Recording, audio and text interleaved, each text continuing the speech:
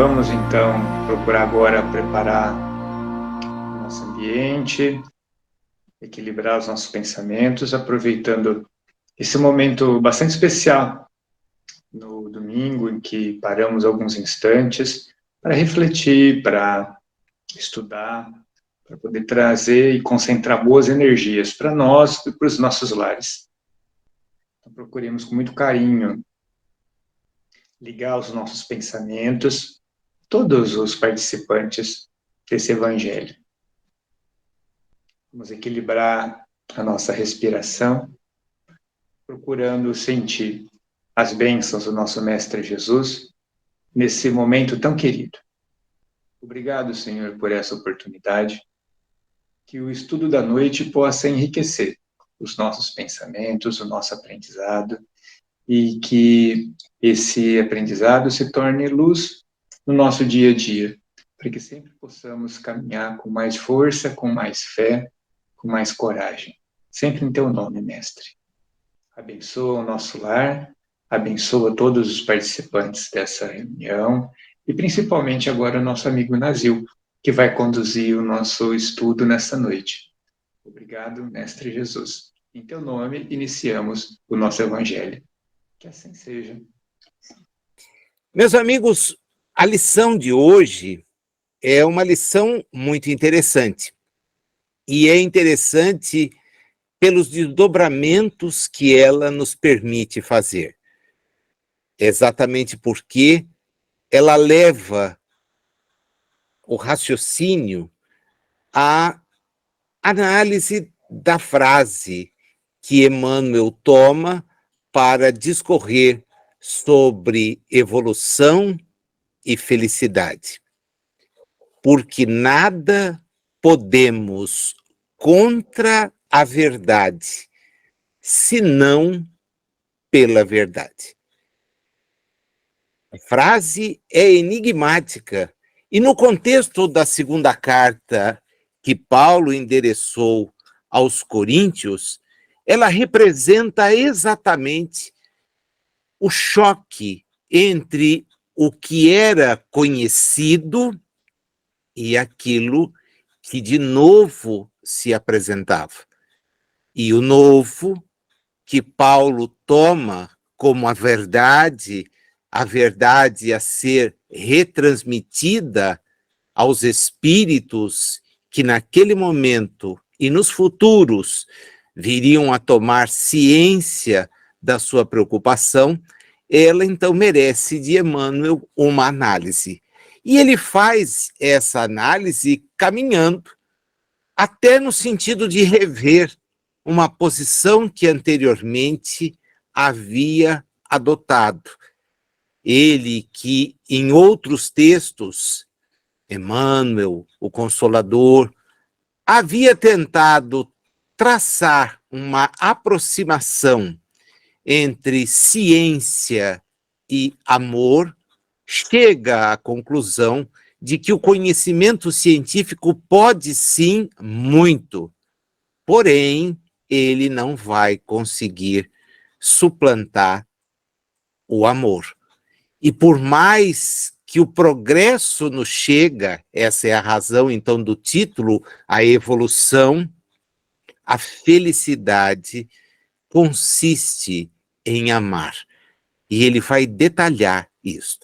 Então, a sua posição é uma posição muito interessante, porque ela nos convida a pensar. Como o texto fala de verdade, eu me lembrei de uma das mais ricas páginas que eu encontrei na Revista Espírita, ditada por ninguém menos do que Blaise Pascal. Pascal está lá na Revista Espírita do ano de 1863, no mês de novembro, apresenta numa sequência de dissertações a verdade. A chave daquilo que Paulo chama atenção, a chave do que Emmanuel nos convida a pensar é a verdade. A verdade. E a verdade que é aparente talvez não represente a verdade que é a essência. Blaise Pascal foi alguém extremamente importante na história da humanidade. Muitos o conhecem pelas informações ligadas à matemática, pela sua grande elevação em termos de conhecimento, mas ele teve na vida momentos muito diferentes. De certa fase em diante, filiando-se a um movimento que era filosófico, religioso e depois até se tornou político, o jansenismo, ele passou a refletir a respeito de uma série de questões que acabaram por justificar a produção de algumas de suas obras. Do ponto de vista prático, ele foi o que primeiro nos apresentou uma calculadora. Ela se chamava, em homenagem a ele, a Pascalina. E essa calculadora rudimentar, já que ele viveu no século XVII, ela ajudava nos cálculos e principalmente nas noções matemáticas de maior grandeza. Quando ele comparece para ofertar uma contribuição a Allan Kardec, ele o faz da cidade de Lyon, a cidade onde nasceu Allan Kardec, nasceu o professor Rivail. Allan Kardec, como sacerdote druida, houvera vivido nas Gálias, e o professor Rivail sai de Lyon para Yverdun e depois vai viver em Paris. Ele dá uma mensagem muito rica, que nos ajuda a pensar. É a verdade que Emmanuel diz deve prevalecer, não a aparência dela, a verdade. Diz ele, Blaise Pascal, que como uma das abstrações para as quais o espírito humano tende incessantemente, a verdade não pode ser atingida. E por que não pode ser atingida? Porque a verdade absoluta está em Deus. Só Ele, a perfeição suprema, detém a verdade. Quando Jesus nos disse seria o caminho da verdade e da vida, ele nos apontava para a necessidade de cada vez mais nos ocuparmos com questões que dissessem respeito justamente à nossa condição definitiva, que é a condição de espíritos. Nós vamos então começar a entender que quando Emmanuel coloca o confronto entre o que a ciência nos oferece de facilidades e aquilo que a nossa consciência nos impõe como dever, a nossa ocupação precisa ser grande, precisa ser grande. E exatamente para que não caiamos na ilusão das verdades provisórias, ou, como chama Blaise Pascal, as verdades relativas. Ele diz que da mesma forma que o tempo, a verdade pode ser dividida em duas partes, levando em conta o momento inapreciável que se chama presente.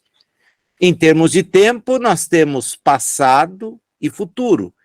Mas em termos de verdade, diz ele, há duas, a relativa e a absoluta. A verdade relativa, para ele, é aquela verdade que é o que é, enquanto a verdade absoluta é o que deveria ser. E a verdade relativa, embora não seja imutável, ela tem importância para cada um de nós, mas precisa ficar no lugar certo da sua importância, já que nós devemos, a partir das nossas reflexões, dos nossos estudos, das nossas opções, ansiar pelo conhecimento cada vez maior de verdades que libertam, porque é este o sentido evolutivo que importa, aquele que traz a felicidade. Na comparação que Emmanuel faz, diante de tantos acontecimentos que temos na vida, ele diz que o choque entre vitórias do raciocínio e conquistas do sentimento muitas vezes incomodam. Vitórias do raciocínio e conquistas do sentimento. Para dizer que, embora as vitórias do raciocínio, do provisório, aconteçam e tenham relevância, são as conquistas do sentimento que nos farão efetivamente avançar. É por isso que Jesus apregoava, vivia, testemunhava o amor, o verdadeiro, aquilo que efetivamente representa a nossa maior conquista. Diz o Blaise Pascal, na sua mensagem, que o espírito humano tem 3 caminhos, 3 causas, como ele define, para inovar-se, para agitar-se, para evoluir. A reflexão, a inspiração e a revelação. Olha que interessante, ele coloca as coisas sempre de maneira a nos levar a raciocinar pensando. O que é refletir? Para ele, é aquilo que nós trazemos da riqueza das nossas lembranças. E vamos encontrando, segundo ele, tudo que é rigorosamente útil para satisfazer as necessidades de uma posição estacionária. Aquela posição de quem vive numa determinada circunstância. Porém, nós não somos feitos para viver estacionários. A evolução é a regra. O crescimento é o desafio. E esse crescimento pressupõe luta incessante, não para o transitório, como nós muitas vezes insistimos em nos entregar, mas para a conquista do definitivo, do domínio, do controle. Em seguida, ele fala da inspiração, para dizer para nós que a inspiração é proveniente dos espíritos que não estão conosco no conjunto das experiências do dia a dia. E elas, diz ele, as inspirações, se misturam às nossas reflexões, mas têm um objetivo: nos compelir ao progresso, à evolução. É, diz ele, a intromissão do melhor na insuficiência da passagem. Uma força nova, que se junta a uma força adquirida para vos levar mais longe que o presente, a prova irrecusável de uma causa oculta que vos impulsiona para frente, e sem a qual nós permaneceríamos no âmbito da reflexão, estacionários, porque é regra, diz ele, física e moral, que o efeito não pode ser maior do que a sua causa, e que isto acontece como no progresso social. É uma causa ignorada, não percebida, juntou-se à causa primeira do nosso impulso e vai nos fazer avançar. Mas há por fim a revelação, e ele diz: a revelação é a força mais elevada que o espírito do homem pode obter, porque ela provém de Deus. Ela é rara, às vezes completamente inapreciável, outras vezes a pessoa a experimenta a partir de certas circunstâncias, mas ele diz: a revelação só pode ser atingida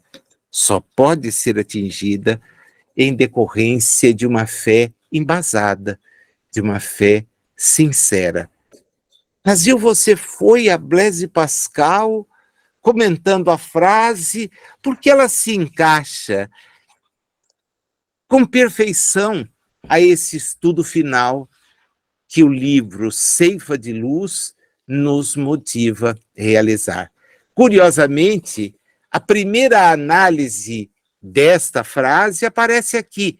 Vocês sabem, porque todos lemos a nota explicativa da FEB, que a obra Ceifa de Luz demorou 7 anos para ser editada. E isso aconteceu porque parte do conteúdo da obra, inadvertidamente, também foi cedida a outras editoras espíritas. E como a federação não concordava que os textos remetidos para estarem inseridos nos seus livros fossem repartidos, ela devolveu o livro a Emmanuel, dizendo que, como estava, não seria possível publicá-la. Das 65 lições, 20 haviam saído por outra editora espírita. E, diante do impasse, Emmanuel solicitou um tempo e refez todas as questões que haviam sido publicadas, os capítulos, e mais, ele acresceu outros 5. Um deles vem a ser esse, Evolução e Felicidade. Nesse choque entre a verdade, a vitória do raciocínio, do relativo, e a conquista do sentimento, o absoluto, Emmanuel diz: os domínios são diferentes e, por mais haja progresso, certas coisas nunca serão mensuradas por aquilo que é relativo. E em 5 entradas, ele nos faz parar e pensar. Ele escreve em 1972, com os acréscimos 1979. Há informações que estão aqui que hoje são muito mais sofisticadas. Porém, a sofisticação tecnológica dos nossos dias faz com que a gente pense no acerto das suas colocações sobre enfrentar a verdade com a verdade. Há aparelhos que permitem aferir os movimentos que temos no organismo físico? Claro que sim. Mas algum deles pode medir a dedicação dos pais pelos filhos? Nenhum. Nem haverá. Os computadores podem ser sofisticados como são, porém eles conseguem estabelecer as doenças suscitadas pelo ódio? E, de novo, a resposta é não. Existe alguma máquina que consiga frear os impulsos da guerra e da delinquência? Nós sabemos que é exatamente o contrário. As máquinas acabam sendo manipuladas pelos homens para a destruição, para o conflito. Em que supermercado, diz ele, é possível conseguir um exaustor das paixões que na Terra, enquanto encarnados, tantas vezes nos devastam a alma e nos levam à loucura, ao suicídio? Isso não está disponível. Nem estará. É importante que nós, então, entendamos que não dá para se opor à verdade a não ser pela verdade. Do contrário, estaremos iludidos. E a verdade repousa justamente no amor, onde ele bate, insiste. Diz ele, no último dos tópicos dessa reflexão sobre será que a gente encontra disponível, ele diz, tem alguma engrenagem que nos mantenha no mundo com serenidade e equilíbrio, que nos estanque as lágrimas quando apertamos em vão entre as nossas mãos as mãos desfalecentes das criaturas queridas que se despedem de nós, antecedendo-nos da viagem da morte? E a resposta é mais um sonoro não. O conhecimento científico nos faz evoluir, avançar, sim. Blaise Pascal destaca isso no texto. Emmanuel reforça isso da mesma forma. Entretanto, a verdade repousa em outro lugar. Na frase síntese dessa reflexão, ele então nos diz: não te apaixones pelo progresso sem amor. Não te apaixones pelo progresso sem amor. Fica atento, porque muitas vezes nós vamos acabar frustrando essa nossa conquista perene pelas conquistas que são provisórias. As conquistas que não podem nos conduzir a nada que não seja efetivamente o que vai ser superado. A tecnologia, que é bem-vinda, que é sempre convidativa à nossa melhoria, ela não vai suprir as emoções daquilo que o amor nos reserva e nos permite. Quando ele dá a imagem, numa didática muito forte, para que a gente pare e pense, ele como que completa todo o desafio que a lição nos traz. Você já pensou andar num deserto forrado de pedras de ouro, mas não ter onde beber água? O que tal morar num grande palácio, mas que não tenha luz? É isto que ele nos quer chamar a atenção. A evolução é uma lei, porém a felicidade repousa não naquilo que passa, mas no que permanece. Atende à evolução para aperfeiçoar a vida, recomenda ele, mas não deixe de cultivar aquilo que te vai fazer amar, mas amar para valer. Em primeiro lugar, a fé, a paciência, a humildade e a compreensão, porque elas vão te conduzir à balsamização do espírito, ao conforto da trajetória. Mas não existe felicidade sem amor. E não existe amor sem responsabilidade, fora das leis de Deus. A verdade. Conhecereis a verdade e sereis livres. Livres do quê? Dos apegos, da transitoriedade, daquilo que nos leva, inclusive, aqui a gente precisaria, Cláudio, de um espaço enorme para fazer uma reflexão, que nos leva, se nesse momento, a estarmos próximos, à distância. Eu ando cansado de ver as pessoas convivendo envoltas num aparelho tecnológico que as tira do que há de melhor entre duas pessoas. Que graça tem o Dia dos Namorados, em que duas pessoas que se dizem namoradas vão jantar e cada uma delas tem à frente um aparelho celular zapeando por redes sociais e o que interessa está na frente. Será?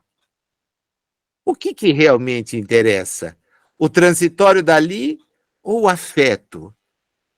Percebam que a tecnologia nos traz vantagens, mas não nos pode afastar da convivência. Grupos para dizer bom dia, boa tarde, boa noite, nesta ou naquela rede social, pululam. Mas e a visita?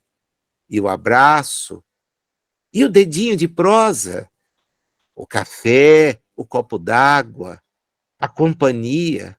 Será que aqueles que não participam desta teia que nos coloca ligados rapidamente em tudo, com propósitos que eu disse, a gente precisaria de um tempo enorme para refletir, são várias frentes, mas será que isso supre o amar? A felicidade reside nesse transitório? Blaise Pascal, século XIX, tendo reencarnado em século precedente, nos informa que não. São coisas relativas. Paulo, na carta que endereçou à comunidade de Corinto, deixou muito claro aquilo que Emmanuel então capta. Nada podemos contra a verdade, senão pela verdade. Ainda que nos iludamos com o relativo, é imprescindível, espíritas que nos proclamamos ser, que valorizemos o que é perene. E o que é perene provém de Deus, que na síntese de João é amor. O amor. O amor que nos deve, sim, aproximar uns dos outros.